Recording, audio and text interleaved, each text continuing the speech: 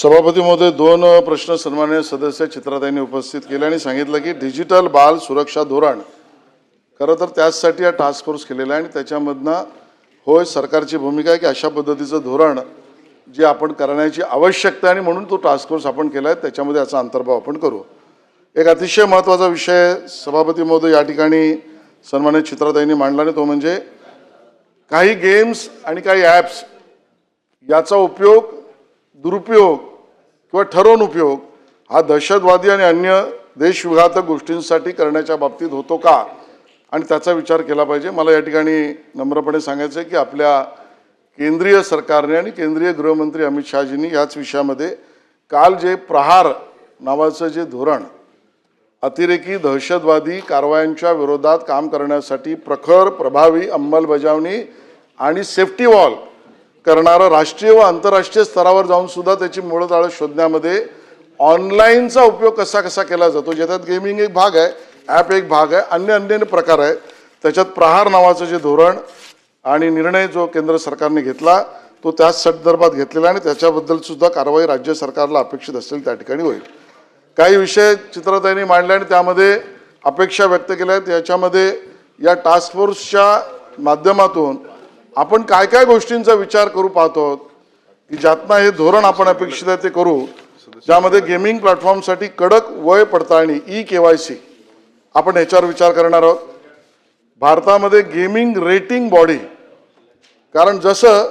सिनेमाला आपण ABC आपलं हे करतो त्याला ॲडल्ट किंवा UA करतो, तसं गेमिंगच्या बाबतीमध्ये केंद्रीय स्तरावर गेमिंग रेटिंग बॉडी करण्याच्या बाबतीतल्या सूचनांचा विचार करणं, अल्पवयीन मुलांसाठी टाइम आउट फीचर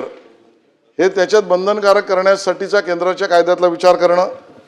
जुगारासारखे जे लूट बॉक्समध्ये असतात त्या लूट बॉक्समध्ये गेमवर निमंत्रण करण्याचा विचार टास्क फोर्सच्या माध्यमातून करणं, हे धोरणात्मक पातळीवर आपण विचार करण्याचे मुद्दे काही मी मांडले। तसेच शैक्षणिक पातळीवर डिजिटल हायजीन हा प्रकार SCERT महाराष्ट्र अभ्यासक्रमात करता येऊ शकतो का याबद्दलचा धोरणाचा विचार करणं, सरकारी शाळांमध्ये एक अजून अभिनव प्रयोग करता येऊ शकतो तो म्हणजे स्क्रीन फ्री सॅटरडे, कारण समाज माध्यमांनी ऑनलाईनवर जाताना स्क्रीनवर वेळ किती जातो। तर मला या ठिकाणी उल्लेख करायचा अखिल भारतीय विद्यार्थी परिषद सारख्या संघटनेचा की त्यांनी screen timing two activity timing, लोकांना स्क्रीन टायमिंग बरोबर ॲक्टिव्हिटी टायमिंगवर आणण्यासाठीचा अखिल भारतीय विद्यार्थी परिषदेसारख्या संस्थेने काम सुरू केलं। त्या पद्धतीने सरकारी शाळांमध्ये स्क्रीन फ्री सॅटरडे असा उपक्रम करण्याच्या बाबतीतला अभ्यास करणं, मुलांच्या डिजिटल व्यसनाची सुरुवातीची लक्षणं कशी ओळखायची यासाठी शिक्षकांना प्रशिक्षित करण्याच्या बाबतीत सुद्धा टास्क फोर्समध्ये चर्चा करेल।